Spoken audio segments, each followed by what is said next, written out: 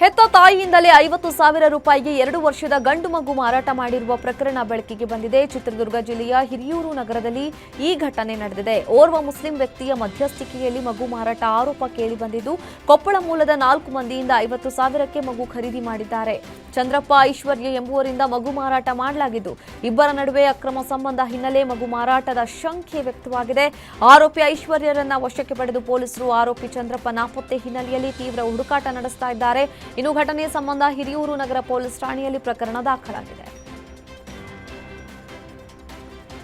ಹುಬ್ಬಳ್ಳಿ ಹೊರವಲಯದ ರಾಷ್ಟ್ರೀಯ ಹೆದ್ದಾರಿ 4ರ ಪಕ್ಕದಲ್ಲಿ ಭಾರೀ ಅಗ್ನಿ ಅವಘಡ ಸಂಭವಿಸಿದೆ. ಏಕಾಏಕಿ ಹೊತ್ತಿಕೊಂಡ ಬೆಂಕಿಯಿಂದಾಗಿ ಕುಂದಗೋಳ ಕ್ರಾಸ್ನಲ್ಲಿದ್ದ ಗ್ಯಾರೇಜ್, ಟ್ರ್ಯಾಕ್, ಡೆಕ್ಯುರೇಟಿವ್ ವಸ್ತುಗಳ ಮಾರಾಟ ಮಳಿಗೆ ಹಾಗೂ ಹೋಟೆಲ್ ಸೇರಿದಂತೆ 5 ಅಂಗಡಿಗಳು ಸುಟ್ಟು ಭಸ್ಮವಾಗಿದೆ. ಈ ಬೆಂಕಿ ಅವಘಡದಿಂದ ಆಕಾಶದೆತ್ತರಕ್ಕೆ ದಟ್ಟ ಹೊಗೆ ಆವರಿಸಿದೆ. ರಾತ್ರಿ ವೇಳೆ ರಸ್ತೆ ಬಳಿ ಕಾರು ಹೊತ್ತಿ ಉರಿದಿರುವ ಘಟನೆ ತುಮಕೂರು ಜಿಲ್ಲೆ ಶಿರಾ ತಾಲೂಕಿನ ಮುದ್ದರಂಗನಹಳ್ಳಿಯ ಮೇಲುಕುಂಟೆಯಲ್ಲಿ ನಡೆದಿದೆ. ಸುಟ್ಟ ಕಾರನ್ನು ಪರಿಶೀಲಿಸಿದಾಗ ಕಾರ್ ಒಳಗೆ ಸುಟ್ಟು ಕರಕಲಾದ ರೀತಿಯಲ್ಲಿ ವ್ಯಕ್ತಿ ಶವ ಪತ್ತೆಯಾಗಿದೆ. ಸುಟ್ಟು ಕರಕಲಾದ ವ್ಯಕ್ತಿ ದಾವಣಗೆರೆ ಮೂಲದ ಮಂಜುನಾಥ್ ಅಂತ ಗೊತ್ತಾಗಿದೆ. ಮೃತ ಮಂಜುನಾಥ್ ಜೊತೆ ಮತ್ತೊಬ್ಬ ಕಾರ್ನಲ್ಲಿದ್ದ ಎಂಬ ಬಗ್ಗೆ ಮಾಹಿತಿ ಇದ್ದು, ಕಾರ್ನಲ್ಲಿದ್ದ ಶವ ಮರಣೋತ್ತರ ಪರೀಕ್ಷೆಗೆ ರವಾನಿಸಲಾಗಿದೆ. ವಿಷಯ ತಿಳಿದ ಪಟ್ಟನಾಯಕನಹಳ್ಳಿ ಪೊಲೀಸರು ಸ್ಥಳಕ್ಕೆ ಭೇಟಿ ಕೊಟ್ಟು ಪರಿಶೀಲನೆ ನಡೆಸಿದ್ದಾರೆ. ಬಾಗಲಕೋಟೆ ಆಲಮಟ್ಟಿ ಜಲಾಶಯ ಹಿನ್ನೀರಿನಲ್ಲಿರುವ ಮೀನಿನ ಮೇಲೆ ಆಂಧ್ರಪ್ರದೇಶದ ಮೀನುಗಾರರ ಕಣ್ಣು ಬಿದ್ದಿದೆ. ಯಂತ್ರ ಬಳಸಿ ಮೀನು ಹಿಡಿತಾ ಇರುವ ಕಾರಣ ಸ್ಥಳೀಯ ಮೀನುಗಾರರು ಪರದಾಡುವಂತಾಗಿದೆ. ಜಲಾಶಯದ ದಡದ ವ್ಯಾಪ್ತಿ 5 ಕಿಲೋಮೀಟರ್ದೊಳಗಿರುವ ಗ್ರಾಮಗಳ ಮೀನುಗಾರರು ಮಾತ್ರ ಮೀನುಗಾರಿಕೆ ಮಾಡಲು ಅವಕಾಶ ಇದೆ. ಆದರೆ ಇದನ್ನು ಉಲ್ಲಂಘಿಸಿ ಆಂಧ್ರಪ್ರದೇಶ ಮತ್ತು ರಾಜ್ಯದ ಹೊಸಪೇಟೆಯವರೆಗೂ ಮೀನು ಹಿಡಿತಾ ಇದ್ದಾರೆ. ಆಂಧ್ರಪ್ರದೇಶದವರಿಗೆ ಸೇರಿದ ಯಂತ್ರ ಹೊಂದಿದ ಬೋಟ್, ಮೀನಿನ ಬಲೆಗಳನ್ನು ಮೀನುಗಾರಿಕೆ ಇಲಾಖೆ ಅಧಿಕಾರಿಗಳು ಕೆಲ ಬಾರಿ ವಶಪಡಿಸಿಕೊಂಡಿದ್ದಾರೆ. ಈ ನಡುವೆ ಬೇಕಾಬಿಟ್ಟಿ ಮೀನುಗಾರಿಕೆ ತಡೆಗೆ ಚಿಂತನೆ ನಡೆಸಿರೋ ಬಾಗಲಕೋಟೆ ಜಿಲ್ಲಾಡಳಿತ ದಂಡದೊಂದಿಗೆ ಸೂಕ್ತ ಕ್ರಮ ಕೈಗೊಳ್ಳಲು ಚಿಂತನೆ ನಡೆಸಿದೆ. ಮೈಸೂರು ಜಿಲ್ಲೆಯ ಹುಣಸೂರು ತಾಲೂಕು ನೇಗತ್ತೂರು ಗ್ರಾಮದ ಬಳಿ ರೈತನ ಮೇಲೆ ಏಕಕಾಲಕ್ಕೆ 2 ಹುಲಿಗಳು ದಾಳಿ ಮಾಡಲು ಯತ್ನಿಸಿದ ಘಟನೆ ನಡೆದಿದೆ. ಜಮೀನಿನಲ್ಲಿ ಟ್ರ್ಯಾಕ್ಟರ್ ಮೂಲಕ ಉಳುಮೆ ಮಾಡ್ತಾ ಇದ್ರು. ಈ ವೇಳೆ 2 ಹುಲಿಗಳು ಏಕಾಏಕಿ ದಾಳಿ ನಡೆಸಲು ಪ್ರಯತ್ನ ನಡೆಸಿದೆ. ಕೂಗಿಕೊಂಡು ಹುಲಿಗಳತ್ತ ಅಡ್ಡಾದಿಡ್ಡಿ ರೈತ ವರ್ಷಿತ್ ಟ್ರ್ಯಾಕ್ಟರ್ ಚಲಾಯಿಸಿದ್ರು.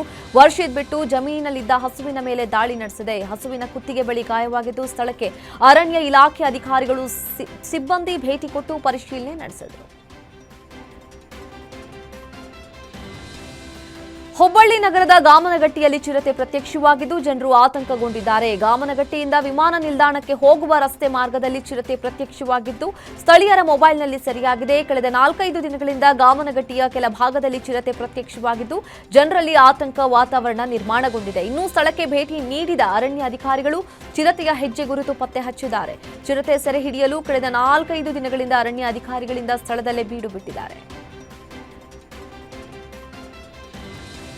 ಮಲೆನಾಡು ಶಿವಮೊಗ್ಗದಲ್ಲಿ ಕಾಡಾನೆ ಹಾವಳಿ ಮುಂದುವರೆದಿದೆ. ಬ್ಯಾಡಗಿ, ರಾಣೆಬೆನ್ನೂರು ವಲಯದಿಂದ ಶಿರಾಳಕೊಪ್ಪ ವಲಯಕ್ಕೆ ಕಾಡಾನೆ ಎಂಟ್ರಿ ಕೊಟ್ಟಿದ್ದು, ಶಿಕಾರಿಪುರ ತಾಲೂಕಿನ ಸುಣ್ಣದಕೊಪ್ಪದಲ್ಲಿ ಕಾಡಾನೆ ಓಡಾಟ ಕಂಡು ರೈತರು ಆತಂಕದಲ್ಲಿದ್ದಾರೆ. ಕಾಡಿಂದ ನಾಡಿಗೆ ಬಂದಿರುವ ಆನೆಯನ್ನ ಓಡಿಸಲು ಸ್ಥಳೀಯರು ಹಾಗೂ ಅರಣ್ಯ ಇಲಾಖೆ ಸಿಬ್ಬಂದಿ ಹರಸಾಹಸ ಪಡ್ತಾ ಇದ್ದಾರೆ.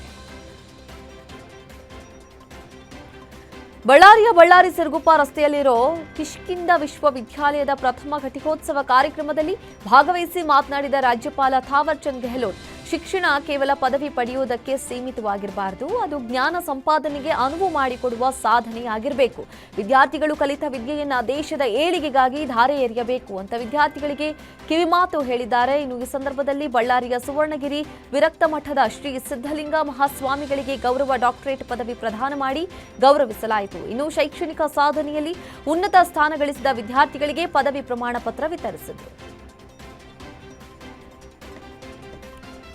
ಕಾಂತಾರ ಸ್ಟಾರ್ ರಿಷಬ್ ಶೆಟ್ಟಿ ಕುಟುಂಬ ಸಮೇತರಾಗಿ ಮಂತ್ರಾಲಯಕ್ಕೆ ಭೇಟಿ ನೀಡಿದ್ದಾರೆ. ಪತ್ನಿ ಹಾಗೂ ಮಕ್ಕಳ ಜೊತೆ ಆಗಮಿಸಿದ ರಿಷಬ್ ಶೆಟ್ಟಿ ಮೊದಲು ಮಂಚಾಲಮ್ಮ ದೇವಿ ದರ್ಶನ ಪಡೆದು ಆ ಬಳಿಕ ರಾಯರ ಮೂಲ ಬೃಂದಾವನದ ದರ್ಶನ ಪಡೆದರು. ಆ ಬಳಿಕ ರಿಷಬ್ ಹಾಗೂ ಕುಟುಂಬ ಮಂತ್ರಾಲಯ ಪೀಠಾಧಿಪತಿ ಡಾಕ್ಟರ್ ಸುಬುಧೇಂದ್ರ ತೀರ್ಥರನ್ನ ಭೇಟಿ ಮಾಡಿದ್ರು. ಇನ್ನು ಈ ಸಂದರ್ಭದಲ್ಲಿ ರಿಷಬ್ ಶೆಟ್ಟಿ ಹಾಗೂ ಕುಟುಂಬಕ್ಕೆ ಆಶೀರ್ವದಿಸಿದ ಶ್ರೀಗಳು ಮಂತ್ರಾಕ್ಷತೆ ನೀಡಿ ಶಾಲು ಹೊದಿಸಿ ಗೌರವಿಸಿದರು.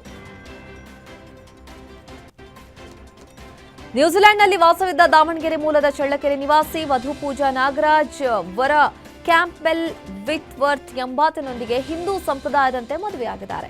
ದಾವಣಗೆರೆಯ ಖಾಸಗಿ ರೆಸಾರ್ಟ್ ಒಂದರಲ್ಲಿ ಹಿಂದೂ ಸಂಪ್ರದಾಯದಂತೆ ಅರಿಶಿನ ಶಾಸ್ತ್ರ ಹಾಗೂ ಮದುವೆ ಶಾಸ್ತ್ರದೊಂದಿಗೆ ಸಪ್ತಪದಿ ತುಳಿದಿದ್ದಾರೆ. ನ್ಯೂಜಿಲೆಂಡ್ ಹುಡುಗನ ಸಂಬಂಧಿಕರು ಹಾಗೂ ಹುಡುಗಿಯ ಸಂಬಂಧಿಕರ ಸಮ್ಮುಖದಲ್ಲಿ ಭಾರತೀಯ ಸಂಪ್ರದಾಯದಂತೆ ಜೋಡಿಗಳು ಮದುವೆಯಾದವು. ಇದಾಗಿತ್ತು ಇವತ್ತಿನ ರಾಜ್ಯದ 30 ಜಿಲ್ಲೆಯ 30 ಸುದ್ದಿ. ನೋಡ್ತಾ ಇರಿ ಗ್ಯಾರಂಟಿ ನ್ಯೂಸ್, ಸುದ್ದಿ ಖಚಿತ, ನ್ಯಾಯ ನಿಶ್ಚಿತ.